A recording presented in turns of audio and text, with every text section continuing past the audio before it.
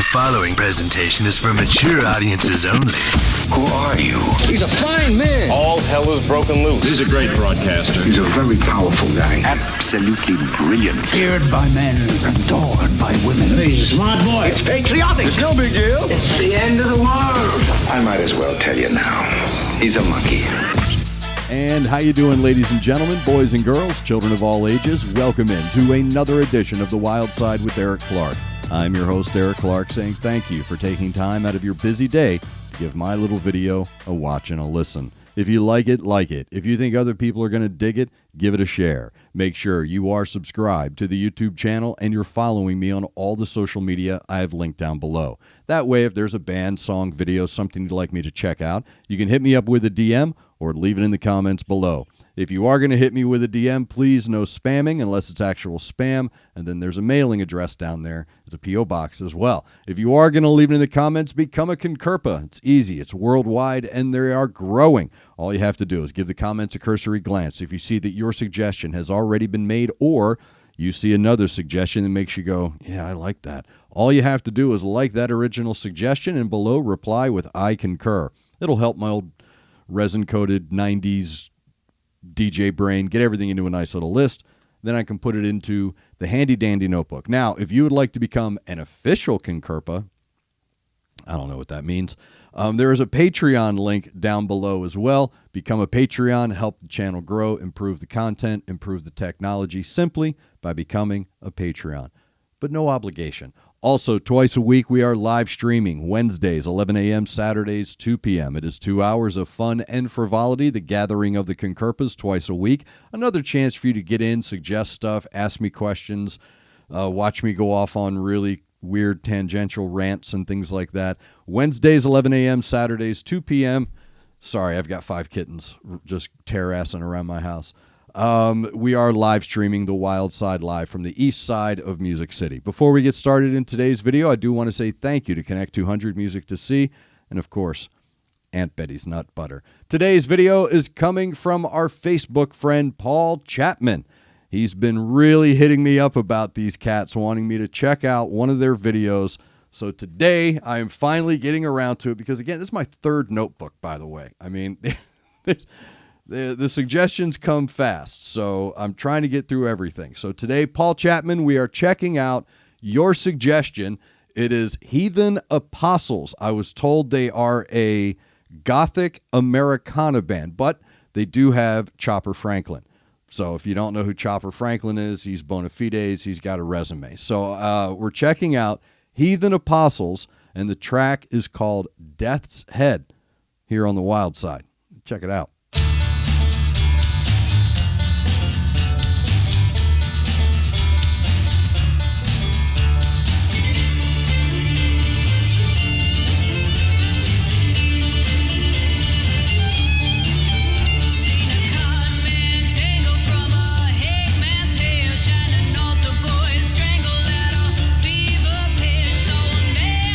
Jones with a drowned man's coat found his lover's bones.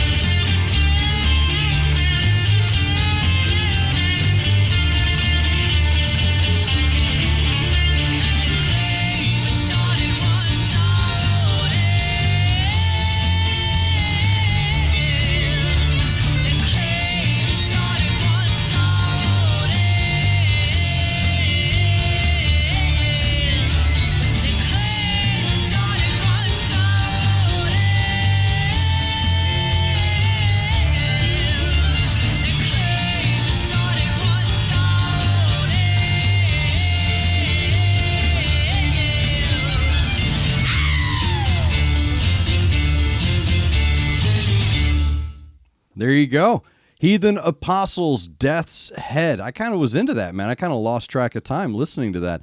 Gothic Americana is what I was told. It's really bluegrass. That's bluegrass. And there's this meme that goes around I've seen multiple times about bluegrass music, where the music and the lyrics are quite different. They're as far as mood goes. And that is true. There's a lot of bluegrass music that when you listen to it, it's a different color spectrum and tone creation with the music than what the lyrics are. The lyrics can sometimes be very dark and very melancholy, while surrounded with this really cool collision of tone. And that's what you're hearing here. Right? So there's a darkness to this track. There's absolutely a gothic darkness to the track. But the music surrounding it has an uplifting quality to it. And I noticed something about the fiddle player. It's a fiddle. The difference between a fiddle and a violin is one has strings, the other has strangs. But he was doing a very good job of straddling that line between fiddle and violin. It was dominating fiddle, but there were parts and there were elements to his tone creation, especially at the bridges, that were falling back into a more classical sound and then quickly right back into that bluegrass tone. I don't even, again, you can call it punk bluegrass, you can call it whatever you want, but it's a great composition and layering of conflicting tone. So music is about layers. It's about measures, not just the measure of the song, but measures as in amounts.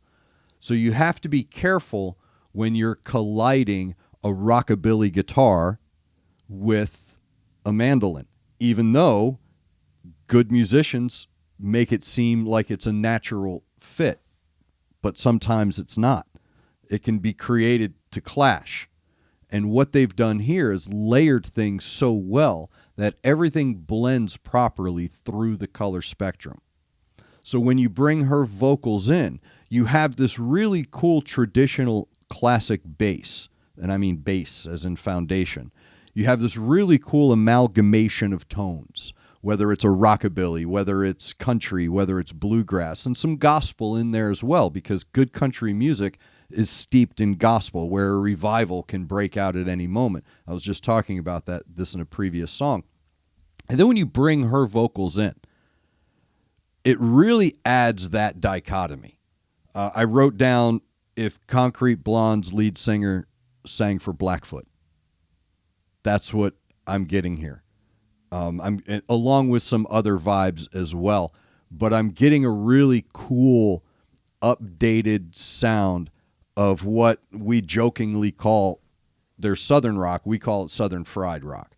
It's Southern fried, man. It's just sizzling in that pan, and it's true to its core, is what it is. So that's the sounds and the layers that they created were authentic, and her vocals were really good in bridging that collision of tone. Her raspiness wasn't too graveled. She wasn't stressing anywhere in the track. So everything, all of her onsets, everything was nice and thick and wide throughout the carry. Even when she was elevating and pushing, there was no straining in the vocals. And that's a really good way to create a second layer here. Plus, again, you have the sound of, you can hear them having fun. You can hear them in the song enjoying what they're doing. And that creates a whole other element to the overall sound as well. So that was well done. Heathen Apostles. I'd like to get a little further into them. I know absolutely nothing about them. You guys are my Sherpas, so let me know down below everything I need to know about Heathen Apostles. That was Death's Head, suggested by Facebook friend and CONCURPA, Paul Chapman. If you have a suggestion for a song, band, video, something you'd like me to check out, all you have to do is become a CONCURPA by hitting the like button, and this one fly this morning has been killing me. Hit that like button, hit the subscribe button, follow me on social media, hit me up with a DM, leave it in the comments below, or become a Patreon. Everything is linked down there for you. We also have the live streams Wednesdays 11 a.m., Saturdays 2 p.m. We are live from the east side of Music City. Another way for you to get linked up to get me your suggestion. Thank you very much, Paul, for the suggestion for today's video. Thank you to Connect 200 Music to See, and of course, Aunt Betty's Nut Butter. Thank you to all of you for taking time out of your busy day being awesome to give my little video a watch and a listen. Make sure you're looking out for each other. Make sure you're looking out for your neighbor. Try to do at least one good thing a day. I am Eric Clark, annoyed by this fly, and this has been The Wild Side.